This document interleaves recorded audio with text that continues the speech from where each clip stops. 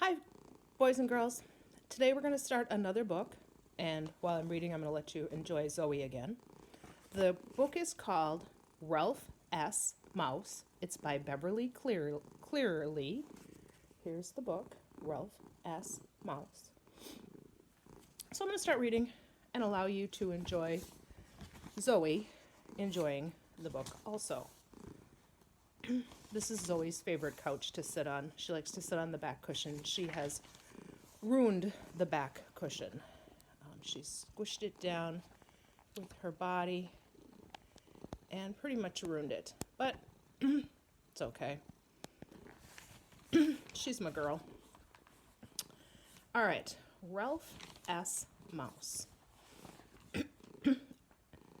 Night winds, moaning around corners and whistling through cracks, dashed snow against the windows of the Mountain View Inn.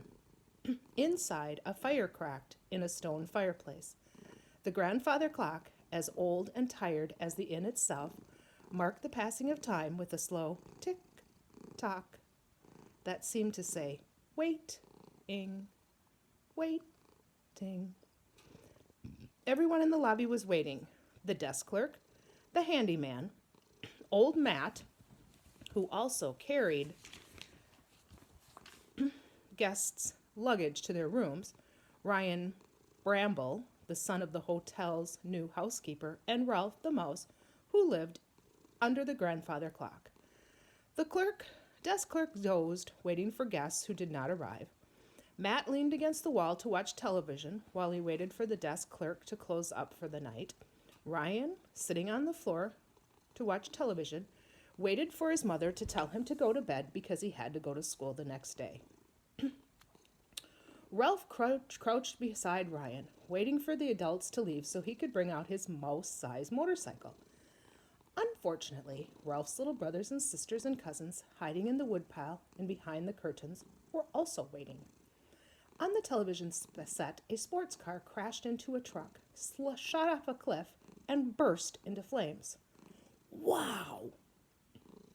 Without taking his eyes from the screen, Ryan said, "There's a boy at school named Brad Kirby who would really like this movie. He has a BMX motorcycle for motocross racing, and his father sometimes drives him to school in a tow truck."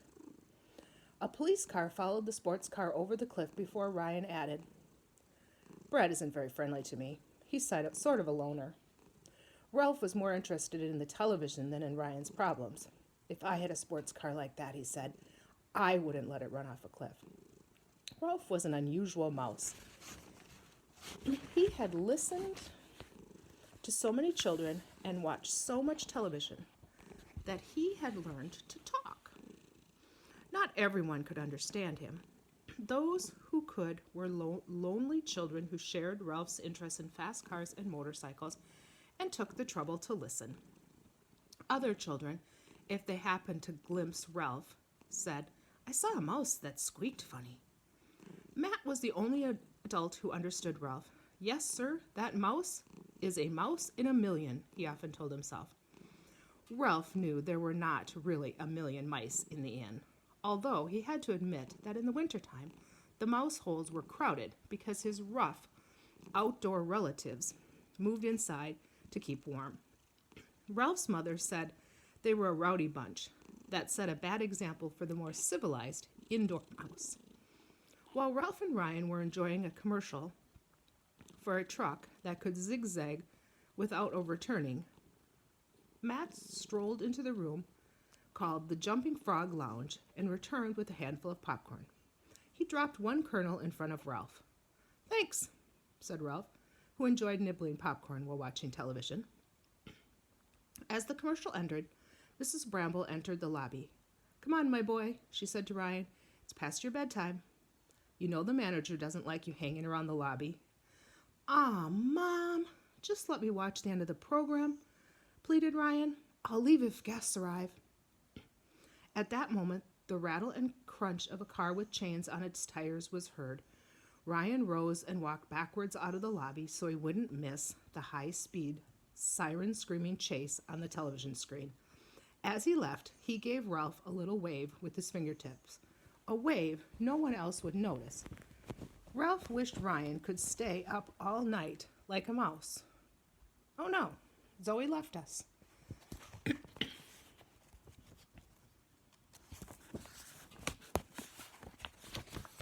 She went down there again. Zoe, what are you doing down there?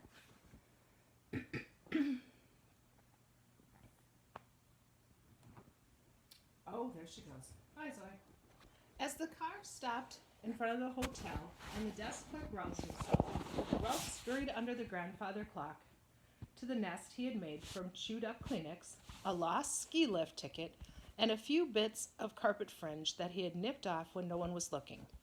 Beside his nest rested his two precious possessions, a little red motorcycle and a crash helmet made from half a ping pong ball lined with thistledown, gifts of a boy who had once stayed at the hotel. Above Ralph, the clock began to grind and groan and strike. Bong, bong. As if it had to summon the strength for each stroke. Ralph dreaded the sound, even though it was the reason he lived under the clock. The noise terrified his little relatives, who thought the clock was out to get them. As long as they feared the clock, Ralph's motorcycle was safe. The car door slammed.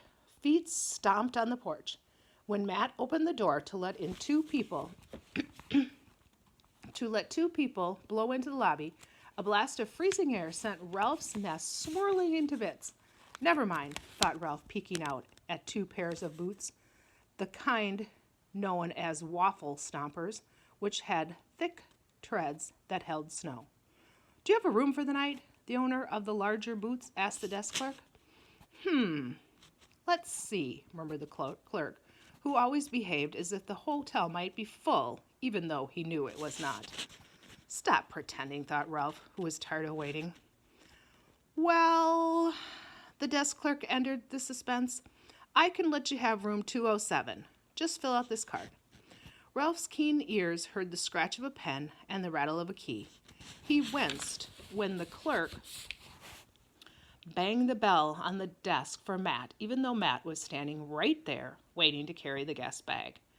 Never mind, said one of the guests to Matt. We can find our room. The pair picked up their luggage and stepped into the elevator, leaving behind puddles of melted snow. Cheapskates, muttered Matt. Guests in this hotel often insist on carrying baggage to avoid having to tip him. After the elevator door closed, Ralph worried the puddles might dry before he had the lobby to himself. Time dragged on.